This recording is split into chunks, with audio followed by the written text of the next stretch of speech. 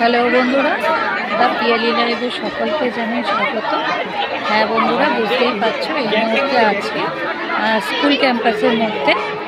ছাত্রছাত্রী এবং শিক্ষক শিক্ষিকার মধ্যে বলতে পারো একটা মেলবন্ধনের খুব সুন্দর দিন, একটা খুব সুন্দর মুহূর্ত। সেরকমই একটা মুহূর্তে আমরা আছি।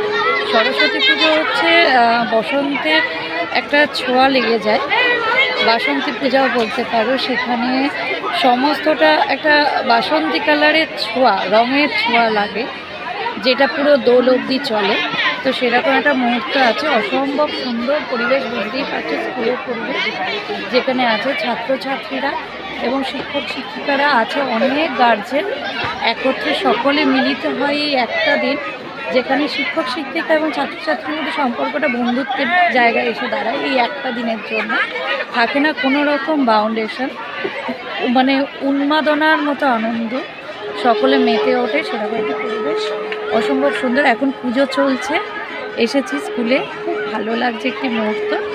আর আমার মনে হয় সরস্বতী পুজোর দিনটা সকলের জীবনে খুব ভালো একটা মুহূর্ত। দেখে নাও আজকের এটা সাজ, অবশ্যই করেছে হলুদ। আর আশা করি সকলে খুব ভালো আছো। দ্য পিয়ালি লাইভে সকলকে আবারও বলি সুস্বাগতম। সবাই খুব ভালো থেকো, সুস্থ থেকো, এবং আবার দেখা হবে দ্য পিয়ালি লাইভে।